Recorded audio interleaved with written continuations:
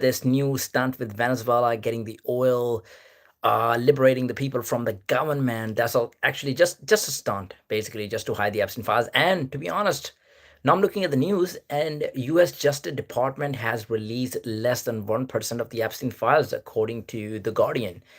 So filing reveals that federal law required majority of the documents to be released by 19th of December, but only 125,575 pages have been published. So there were a lot more pages than this, and they've only published 125,000 something pages. So only 1% of them have been released. And we've been able to see that much stuff about that many politicians, including Donald Trump himself, at a lot of places. And I don't know what else we're going to be able to see. And that's why they've been trying to hide it, and that's why they've been trying to delay it. So the Department of Justice has released less than 1% of the so-called Epstein files, a court filing has revealed. A Democrat set up criticism of the Trump administration lawlessness for keeping records under seal. Look, Democrats are the one actually. Who would have thought that Democrats would be the one actually pushing for it? When we remember the last year, it was the Trump. It was Trump actually pushing for the Epstein files to get released, and Democrats were scared to do that. But now, because everybody knows the Democrats' names have been involved, so there's nothing to hide for them, and now they're the ones actually pressing Republicans for that. The department conceded that only 12,285,000 documents totaling 125,575 pages relating to the disgraced financier and sex trafficker Jeffrey Epstein have been published today, despite a federal law requiring the vast majority to be released by 19th of December. So we already delayed it by how many days? Like, that's nearly 20 days. Pam Bondi, the U.S.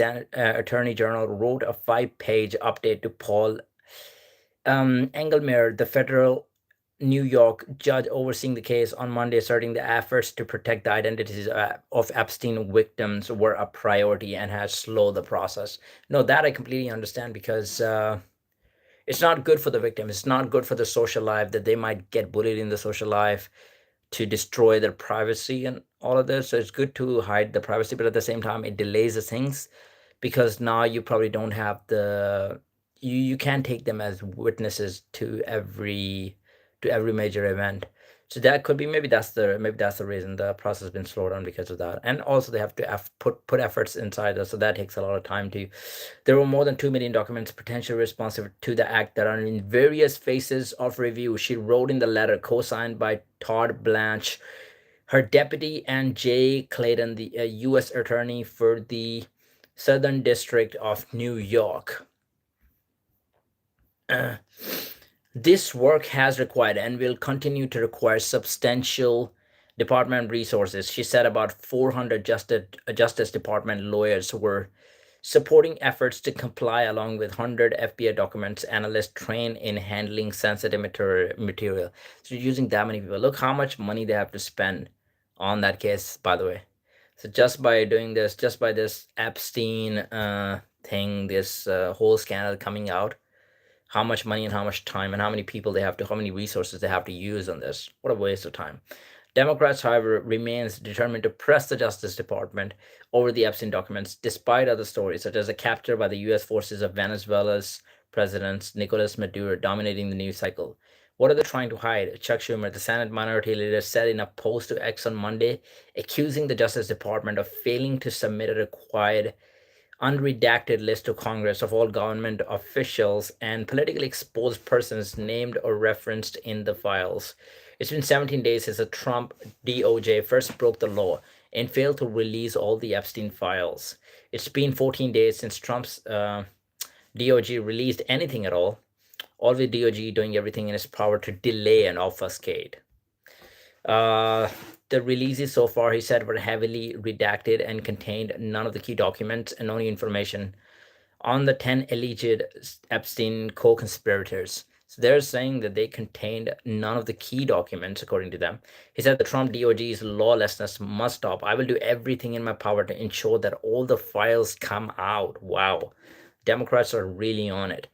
Blanche insisted last week that the department was committed to transparency and protecting victims, and that hundreds of people had sacrificed time over the holidays to work on the case. It's truly in an all hands on deck approach, and we are asking as many lawyers as possible to commit their time to review the documents and remain, he said. Required redactions to protect victims take time, but they will not stop these materials from being released.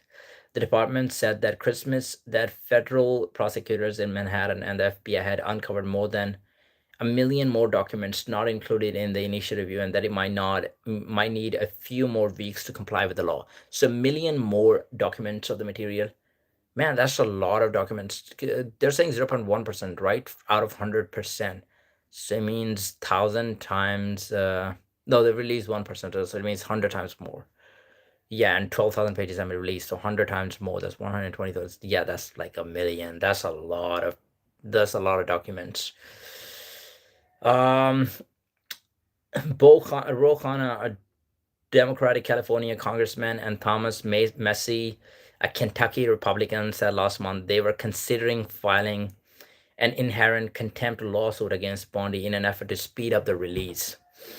Documents published in the first tranches of release since 19th of December have offered some insights into Epstein's operation, facilitating by his friend Ghislaine Maxwell, who is currently serving a 20-year sentence for child sex trafficking, but no major new revelations. Uh, Marina Lacerda, a victim of Epstein, who met him when she was 14, spoke to The Guardian last month after the first batch of papers was released. She said she wanted the British former Royal Andrew Mountbatten Windsor, a close friend of Epstein and Maxwell, to be brought to justice in the U.S. One of the papers detailed alleged efforts by Mountbatten Windsor, once known as Prince Andrew, to get Maxwell to fix him up with inappropriate friends. While she sought friendly and discreet and fun girls for him, Mountbatten Windsor had denied any illegal behavior. And I'm going to read that again, actually. Detailed alleged efforts by Mountbatten Windsor, once known as Prince Andrew, to get Maxwell to fix him up with inappropriate friends, while she sought friendly and discreet and fun girls for him. Wow.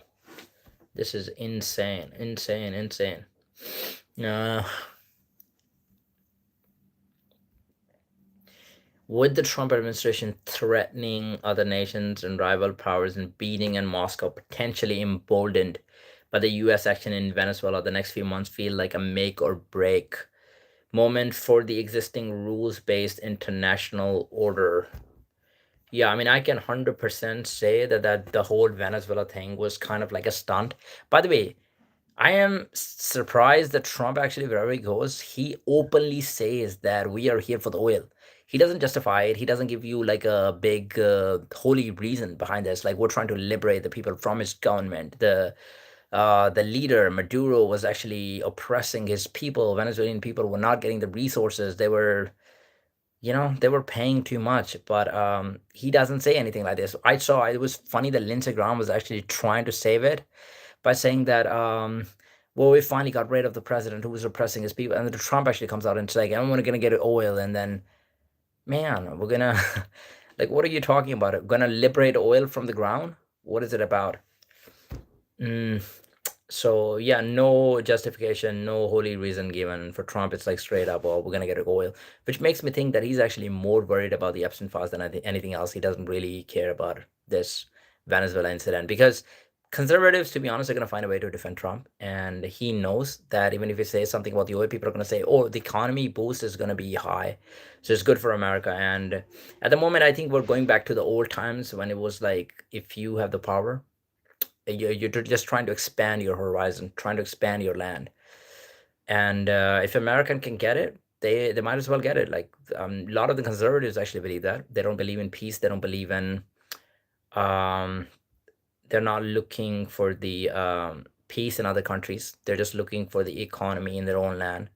And if that makes things better for them, and if that is not like a prolonged war, if that is a war that can easily be won, then they're good with that. Like you look at Greenland, because they know they're not going to be facing a lot of resistance from Denmark. They're completely okay with going to Greenland, getting a bit of oil, and a little bit of, because of the security reasons as well, because it's in Europe and it's close to Russia. So you would have a land that is close to Russia, and Denmark wouldn't be giving much of resistance. The same thing with Venezuela. It doesn't have the resistance. It doesn't have a big army, so that's not a problem. I think it might be the same thing with Mexico, like Colombia. There's not going to be like a prolonged war. But let's say if they get in direct war with like Russia or China, that could be a problem. So I think conservatives would not be happy with this, and I don't think that will be part of Trump's plan, because at the moment what Trump is looking for is like a 2 days attack or like a maximum 2 weeks attack.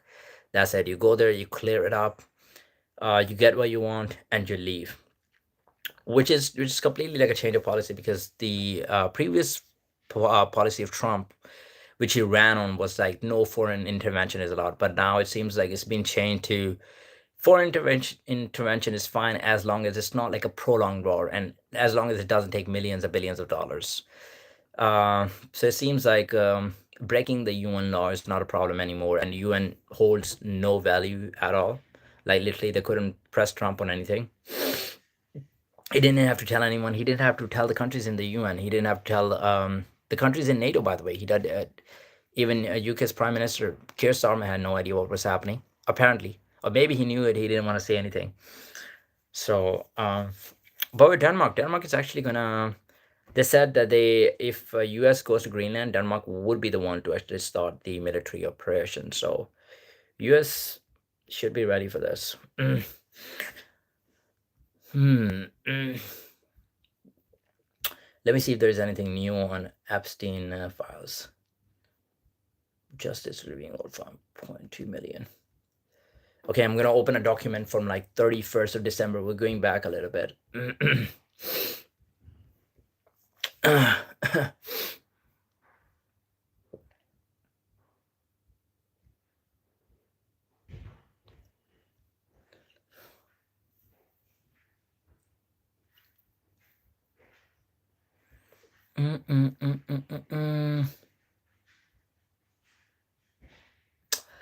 Yeah, that's what I look at. The number of people that are actually working on it, it's insane. The Justice Department has more than 400 attorneys assigned to the review, but does not expect to release more documents until January 20 or 21st, according to the person briefed on the letter, who spoke on the condition of anonymity because they were not authorized to discuss it. Uh,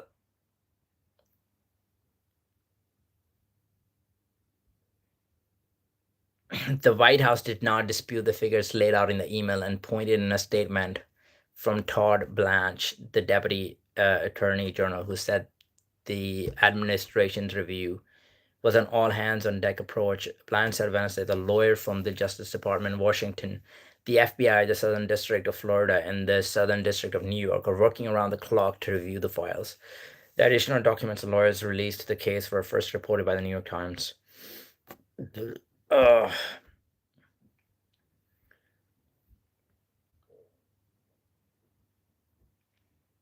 yeah, so I think they wanted to release all the files by 19th of December, but that didn't happen. We've already delayed the process by 17 days. And I don't know if they're going to be able to release all the files. Only 1% of the files have been released, so you still have to do 100% more files to get released. So Pam Bondi is facing pressure from Congress after the Justice Department rollout of information has lagged behind the December 19 deadline to release the information. Should Attorney General Pam Bondi be impeached? Thomas Massie, a Kentucky Republican who helped lead the effort to pass the law mandating the document release, asked on social media this week. Democrats also reviewing the legal options as they continue to seize an issue that has caused cracks in the Republican Party and at times flummoxed President Donald Trump's administration. DOJ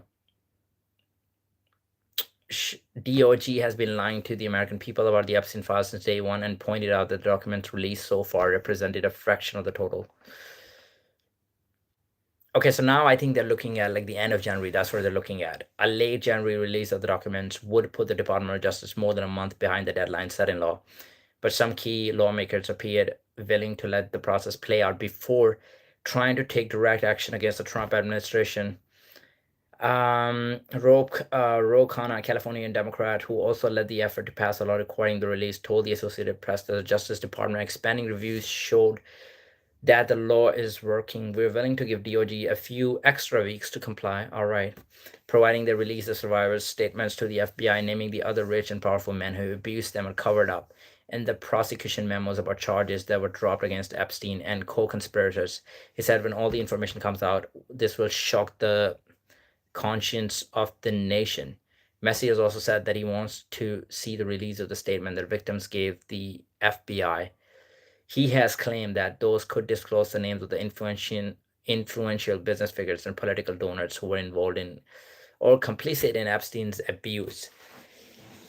I really want to see all the names coming out. Like once all the names come out, I want to say which professions. I know a lot of politicians are involved in this, but I want to see which donors are actually involved in this. How many businessmen? How many billionaires? And then we might be able to see people that we actually been fans of, to be honest, the ones that we've been following, and maybe many more celebrities as well. Maybe some of the sports athletes too. Maybe um, for sports athletes, it might be a little bit difficult because I think there's so much in public all the time. So I don't think they'd be willing to go there to put themselves into that much trouble. But I've businessmen, I wouldn't be surprised if there's more businessmen in this.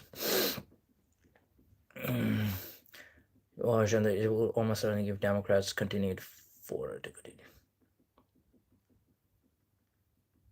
So far, Democrats, even though they're in the minority, have forced Congress to act on an issue that has caused splits in Trump's political abuse.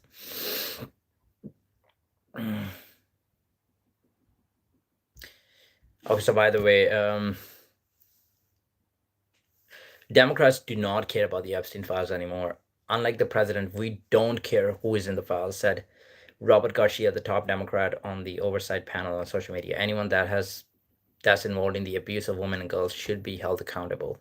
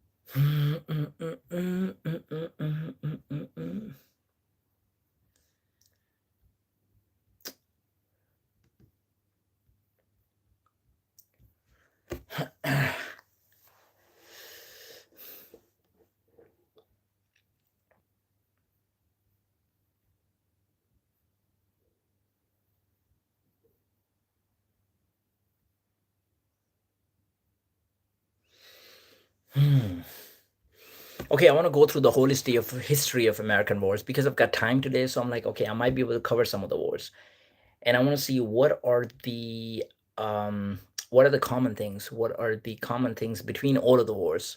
So there's got to be war strategies. There got to be reasons for the wars, and I want to go through all of them so I can see the common. I can find the commons between them. So we're probably going to be starting with the War of Independence, 1975 to 1983. Mm, the United States of America has engaged in several military conflicts, of which Only 11 have been formally declared as wars by the US Congress. The other types of military engagements have included military combat authorized by Congress without a formal declaration of war or authorized by the United Nations Security Council resolutions and funded by Congress. So, I mean, officially, there's only 11 wars that have been Cold Wars. All of them have not been Cold.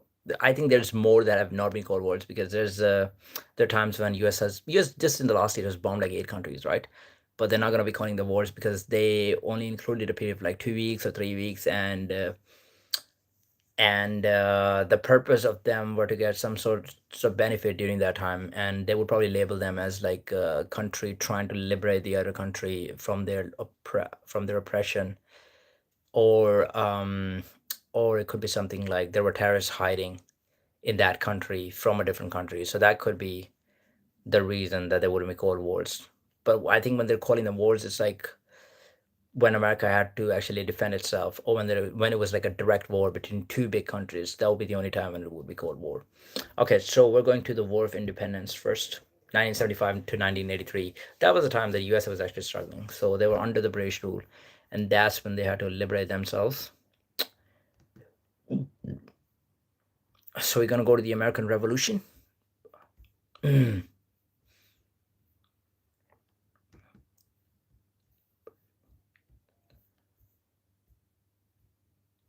Okay, so we're gonna start from 1763. Until the end of the Seven Years' War in 1763, few colonists in British North America objected to their place in the British Empire. Colonists in British America reaped many benefits from the British imperial system and bore new costs for those benefits. Indeed, the early 1760s, the British mostly left their American colonies alone. The Several Years' War, known in the United States as the French and Indian War, changed everything. Although British uh, Although Britain eventually achieved victory over France and its allies, victory had come to great cost. A staggering war that influenced many British policies over the next decade. Attempts to raise money by reforming colonial administration, enforcing tax laws, and placing troops in America led directly to conflicts with colonies. By the mid 1770s, relations between Americans and the British administration had become strained and acrimonious. Uh, The first shots of what would become the War for American Independence was fired in April 1775. For some months before that clash at Lexington and Concord, patriots had been gathering arms and powder and had been training to fight the British if that became necessary. General Thomas Gage, commander of the British forces around Boston, had been cautious. He did not wish to provoke the Americans. In April, however, Gage received orders to arrest several Patriot leaders. Rumored to be around Lexington, Cage sent his troops out on the night of April 18, hoping to catch the colonists by surprise, and thus to avoid bloodshed. When the British arrived in Lexington, however, colonial militia evaded them. A firefight soon ensued. Even so, it was not obvious that this clash would lead to war. American opinion was split. Some wanted to declare independence immediately, others hoped for a quick reconciliation. The majority of Americans remained undecided but watching and waiting. So that must have been a very difficult situation because now the American population um, is also constituted of a lot of British people who've been living there for a long, long time now, and then they see the new colonists actually coming. So which side do you actually want to be on because you're part of them? So that's a difficult scenario. The Continental Congress created on paper a Continental Army and appeared George Washington as commander. Washington's first task, where we arrived in Boston to take charge of the ragtag militia assembled there, was to create an army. In fact, it was a daunting task with no end to problems: recruitment, retention, training, and discipline, supply, and payments for soldiers. Services were among those problems. Nevertheless, Washington realized that keeping any army in the field was his single most important objective. During the first 2 years of the Revolutionary War, most of the fighting between the Patriots and the British took place in the North. At first, the British generally had their way, but of their far superior sea power. Despite Washington's daring victories at Trenton and Princeton, New Jersey in late 1776 and early 1777, the British still retained the initiative. Indeed, had British efforts been better coordinated, they probably could have put down the rebellion in 1777. But such was not to be. Patriot forces commanded by General Horatio Gates achieved a significant victory at Saratoga, New York in October 1777. Within months, the victory induced France to sign treaties of alliance and commerce with the United States. In retrospect, French involvement was the turning point of the war, although this was not obvious at the time. So I don't know what was going on between France and Britain at that time, but it seemed like France actually helped the USA in 1777. And that was one of the reasons that Britain actually lost that war in New Jersey.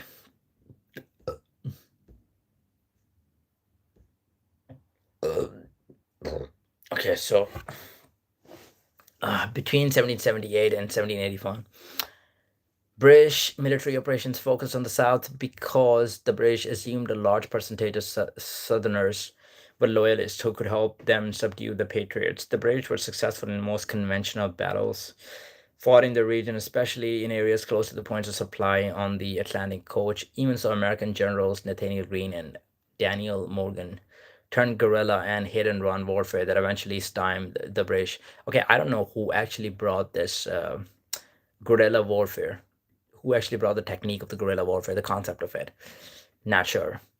By 1781, British General Lord Charles Cornwallis was ordered to march into Virginia to await resupply near Chesapeake Bay. The Americans and the French allies pounced on Cornwallis and forced its surrender. Yorktown was signaled victory for the Patriots, but 2 years of sporadic warfare, continued military preparations, and diplomatic negotiations still lay ahead. The Americans and British signed a preliminary peace treaty on November 30, 1782.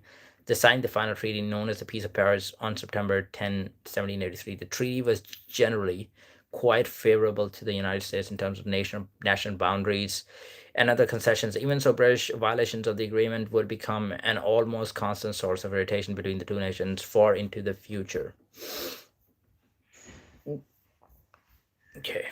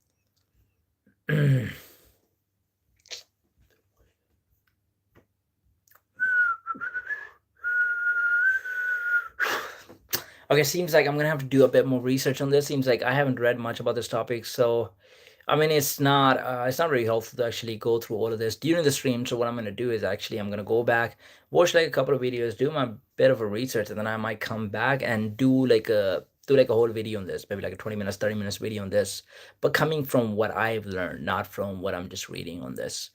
So yeah, I'm gonna let go of the stream and I might actually stream later on. That's gonna be part of life, by the way. YouTube stream, love it. And yeah, I'll just keep doing it.